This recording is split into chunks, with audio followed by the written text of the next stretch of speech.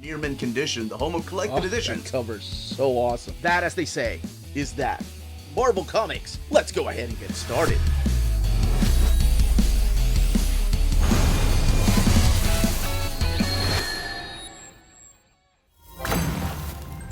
Happy Monday, all you minties. Uncanny Omar here from Near Mint Condition, the home of collected editions. And today, I'm going to be giving you an advanced look at the Doctor Strange by Jed Mackay Omnibus from Marvel Comics. So let's take a look at this era together.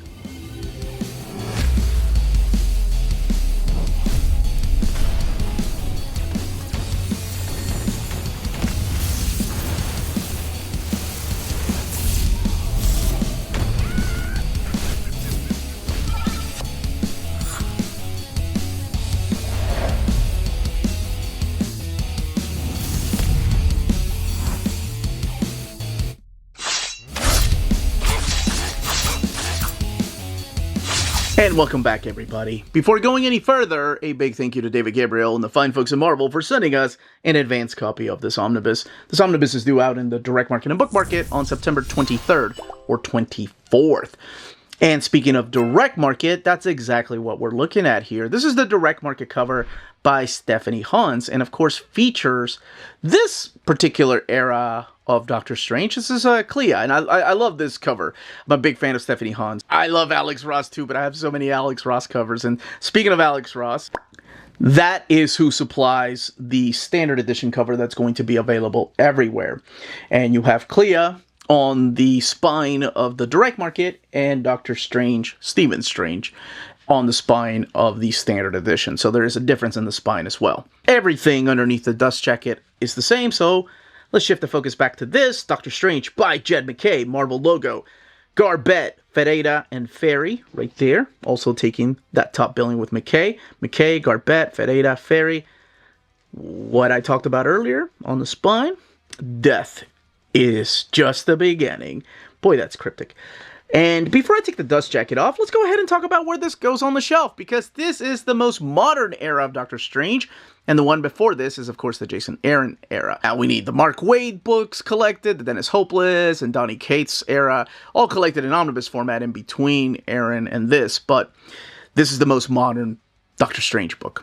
And I hope we continue with Doctor Strange collections. All right, let's talk about how this has been collected before. This has been collected in trade paperback before, with, of course, the death of Doctor Strange, Strange 1 and 2, Doctor Strange 1, 2, and 3. And those are the titles that are collected in here. Now, give this away, or take it to your favorite comic book store and sell it, or whatever it is you do with your trades or your hardcovers whenever you upgrade to an Omni. I would hold on to this, and I'll explain why in a little bit, and that is the companion to the death of Doctor Strange. I'll explain why when we start talking about the mapping and what's collected in this book exactly. So, bringing it back to this, because we got to take the dust jacket off, and look at the flaps. Jed Mackay works as magic on Marvel's mystical power couple, and then the bio and the creators, Jed Mackay, Lee Garbett, Marcelo Ferreira, and Pasquale Ferry. And then we have this image of Doctor Strange by Pasquale Ferry. It has like that Ditko flair to it with the colors, almost psychedelic type of colors, and the shapes. Okay, let's go ahead and open the book up and talk about the stories found in here. Look at this artwork, the extras, the build, and what's missing that I told you to keep that companion. Okay, let's go ahead and get this opened. There's your end sheets, and this color reminds me of the Runaways color to the dust jacket. Kind of that flesh tone. Here's your title page, Doctor Strange by Jed Mackay. Piece there by Pasquale Ferry, also over here. And then the breakdown of who worked on what. Of course, written all by Jed Mackay.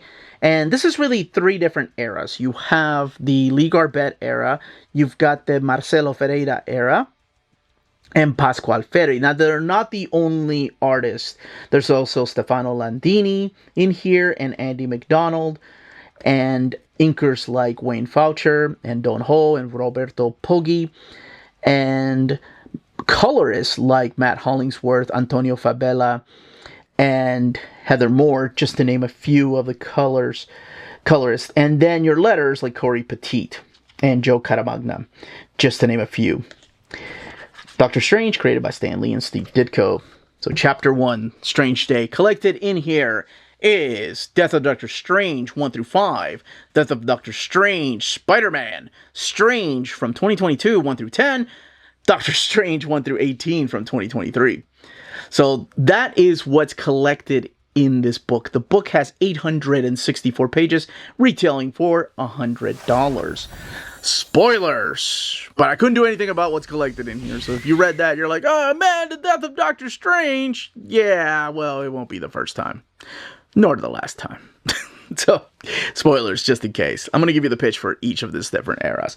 The first one, of course, is the Death of Doctor Strange era. It was a mini-series that kicked off Jed Mackay's run on Doctor Strange. What a weird way to kick it off. Starts off like a normal day. Doctor Strange wakes up. His buddy Bats. I love this character right here. Introduced through that Jason Aaron and Donny Cates run on Doctor Strange. Wakes up, looks at a picture of his wife Clea, and he's like, what a great day to be alive. Looks at his buddy Wong, they're best of friends, not really a servant anymore, just almost equals. He goes out with his cup of coffee, he performs surgery, and then he performs his Sorcerer Supreme duty of Earth. So it kind of shows you what it's like to be alive in the day of Doctor Strange. Now, he'll go by his Strange Academy, so again, it's very important to note that this is during the time of Strange Academy, where he'll be talking to some of his students and some of his teachers. So he'll be interacting with this little guy right here, Doyle. Man, I love these characters. And then teaming up with some of the teachers to take down some demons, as one does when it is your school. Goes back home, relax, soaks his feet, has a knock at the door. Knock at the door is like, oh, wait, it can't be you. It's been a long day. What do you want? Oh, no. The lonely death of Doctor Strange. And I'm underselling it because it's a lot more dramatic than that. But this gives you a small idea as to what happens. We don't know. It's a murder mystery. But the entire Marvel magical realm feels it. They feel the impact of the death of Stephen Strange. Something's happened. And sure enough, something horrible has happened. His body is found, and immediately Wong snaps. You know, Selma's there. Dr. Voodoo shows up, and the finger pointing starts. Everybody blames, of course, Baron Mordo. He shows up with this guy right here, Cassius, and everybody wants to know what happened to Doctor Strange. There's only one person that's going to be able to solve this crime. One person that's going to be able to help him out, and that is none other than Dr. Stephen Strange. What? To quote Kitty Pryde, no, she said, yeah, but what? In Astonishing X-Men. I kind of love that ending. I love it. It's classic Doctor Strange. So classic. There's the hidden gem variant right here by the legendary Gene Colan and Tom Palmer. Rochelle Rosenberg doing the colors. So the entire realm is now what you think taking over. They think the magical realm, oh, Doctor Strange is dead. So you have Agumon, Dagoth, Tiboro, and Umar right here, who you think are going to make a move because there is no Sorcerer Supreme. But this Doctor Strange is here to solve this crime. Who exactly did it? And everybody's like, yeah, it's him. Even Bats is like, it's him. That is his smell. This is a young Doctor Strange, and how he appears and when exactly he's pulled, you can figure it out. But there are definitely clues. One of them being the mention of Clea. Whenever somebody mentions Clea, Doctor Strange is like, wait, what are you talking about? My wife? I don't know. This girl is from the Dark Dimension. Because remember, when she first appeared, he didn't know her name for a long time. And when Wong mentions Clea, he's like, what, Clea? That's her name? That's awesome. I love little minor details like that, which is something that Jed Mackay did in his Black Cat run and in Moon Knight. He does it here too. There's something really beautiful that I'll talk about vaguely towards the end of the book. And what's really happening here are the coming of the three mothers, these three magical beings who are trying to feed the child, the peregrine child, but it's Word and the Crawling and the Crown who are here to feed this child, and the child needs to eat magic. That's what this is. So towards the ending of this little mini-series where a bunch of the Marvel characters get involved, there is a tie-in to Spider-Man. Now, this is what I wanted to talk about. The only Death of Doctor Strange tie-in they collect in here is the one that was written by Jed Mackay, and then it's the Spider-Man one. It is collected in here after the miniseries, which is fine. You don't need to read this in between the miniseries. It would be annoying to read this, and it would stop that high that you're getting from the miniseries trying to figure out what exactly happened. This is just practically Doctor Strange approaching Spider-Man that, hey, here's some tasks to do if ever I'm to die. And this time is not Peter Parker under the mask, but it is Ben Reilly, and he works together with none other than Black Cat to perform all these tasks that Doctor Strange left him. What is not in here is the Death of Doctor Strange Avengers, the White Fox, Blade, X-Men Black Knight, Bloodstone, and then the Strange Academy presents the Death of Doctor Strange. Which is why I suggested keeping this, because those stories, along with the Spider-Man story, are all collected here. As a completist, I understand, the frustration of letting something like that go if it's not going to be collected anywhere. Then we get to the new era of Doctor Strange, and that new era is just called Strange. You guessed it, based on the cover, who is left to be Sorcerer Supreme? None other than Clea. I love this part because this shows you how different Clea is than Steven. She comes from the Dark Dimension. She is the Sorcerer Supreme of the Dark Dimension, and now she's the Sorcerer Supreme of Earth. Dr. Doom approaches her and is like, yo, I heard Doctor Strange is dead. Time to give me the cloak and the Eye of Agamotto because I am Sorcerer Supreme. And she's like, get the out of my house. Do you know who you're talking to? I am not Steven. And she reminds him how she is the rightful heir to becoming Sorcerer Supreme. Not because, he even lays it out that, it's just because of your name that you are the Sorcerer Supreme. And that's the only reason. And she snaps. Oh, it's good. She reminds Dr. Doom and all of us just how badass and how different she is. This is a 10-issue series that is trying to put this role of Sorcerer Supreme in Clea's hands and her just acting different. There's different type of stories in here. One of them is, of course, Wong, feeling guilty for letting Doctor Strange die. It's not the first time it's happened, but this is the first time we've seen him drown himself in a bottle. And then we have this introduction of the Harvest Man. And this is a character that is helping her fight off these resurrected demons. So we have this introduction of something called the Blasphemy Cartel. And the Blasphemy Cartel are resurrecting people. And as it turns out, the bodies that they need are superhero bodies or bodies of very powerful characters. The very first one being that of Thunderstrike. And they need that because thousands or more souls are going into these bodies. So they need somebody powerful to be able to hold that. Why they need those bodies is explained a little bit later. There is a confrontation here between her and what she thinks are the rulers of the underworld, the gangs, like somebody like the Rose. She's like, I know that you run a gang. And he's like, yeah, but I don't mess around with supernaturals. I don't know what the hell Blasphemy Cartel is. And she's like, you're all scum. So you all run with the same crowd. It's that kind of character. She's not really asking. She's kind of telling the Rose to give up the information as to who the Blasphemy Cartel is. She ends up having a dinner with her mother, Umar, through here. And actually, it's a really awesome story where you have Umar, a character that has shown up just as long as Clea has in the comics of Doctor Strange, and just how much she has done over the years and how different of a character she is, just like Clea. And then eventually you get the whole mystery of the Blasphemy Cartel, and you have a story in here that focuses on Wong.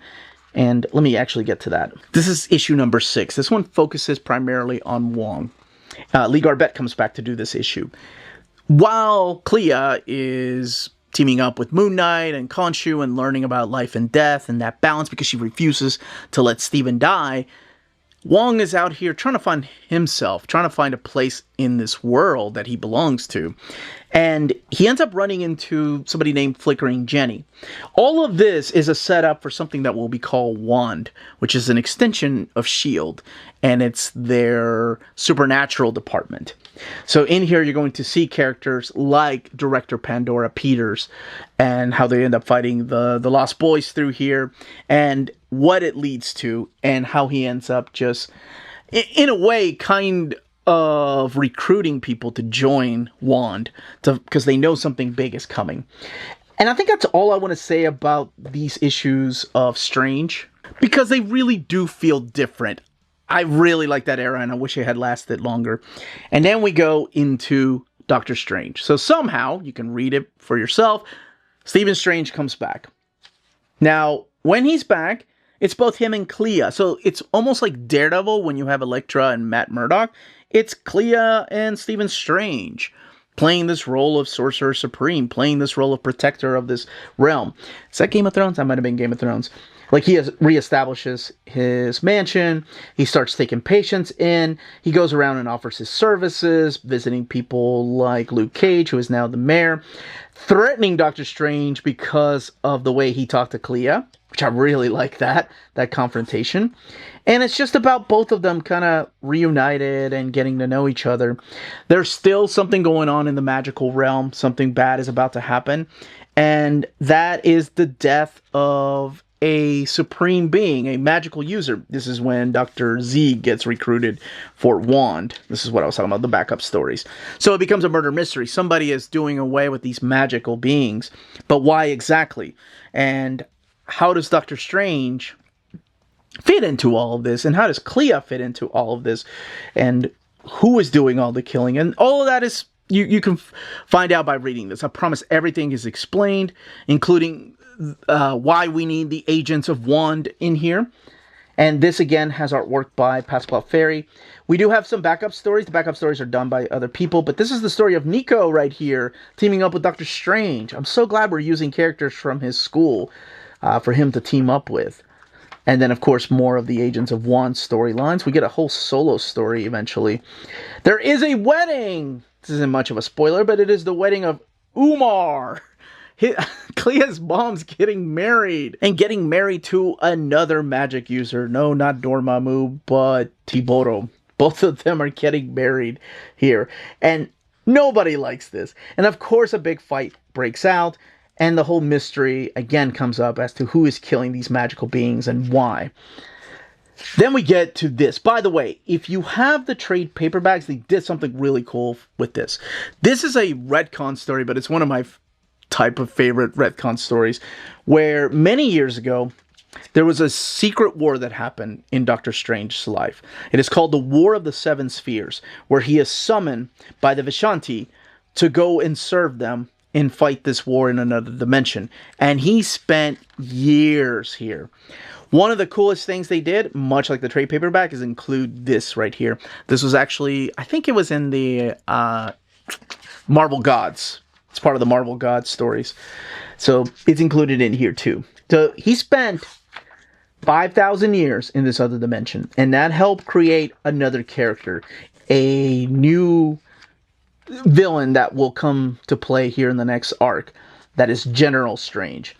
Now, General Strange was put into this crystal right here. I don't know why they did this, but apparently, according to the Vishanti, that crystal has heavy ties to Doctor Strange's life force. That means that if something were to happen to Doctor Strange is like, well then, in that case, I suppose I had better try very hard not to die.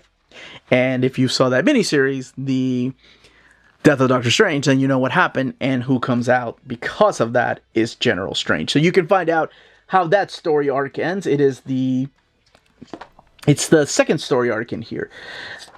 I mentioned that there was something that Jed Mackay did that pulled at my heartstrings, and that is this little girl right here. That is Donna. And if you know much about Doctor Strange, you know he lost a sister, and you know her name is Donna, and that is not his sister. But the fact that they named her Donna melted my heart. Is it the child of Stephen and Clea? You can find out for yourself. But there is a reason she looks like that. Then we have, of course, the tie-in eventually to the Blood Hunt, where something big happens to Doctor Strange. I'm not going to talk about exactly how it happens, but he turns into a vampire. Now his friends are going to come after him and eventually need the help of someone else. Yeah, I know people are like, can't they collect Blood Hunt in here? Because Blood Hunt is, I think Blood Hunt will be collected in some kind of omnibus one way or another, in like an event omnibus. But it is not in here.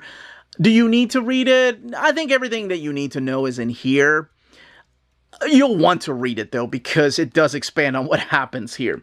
Now, something big happens at the end of Blood Hunt that this kind of spoils. So I will say that before reading these issues of Doctor Strange, if you ever want to go and read Blood Hunt, do it before reading these issues of Strange. It's the final arc, especially that last issue. And speaking of the last issue, I just wanted to show a couple of the pages by Pascal Ferry from the final issue in here.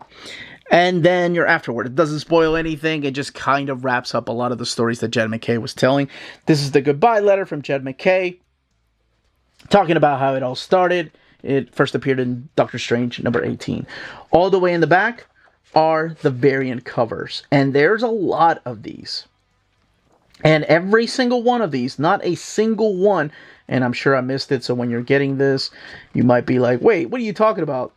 But as far as I saw, every single one of these is credited where they originated from. Some of them have absolutely nothing to do with the main story. Some of them are just nice pictures. They're all done in splash page format. There are no thumbnail size variant covers back here. Just like you saw the regular covers.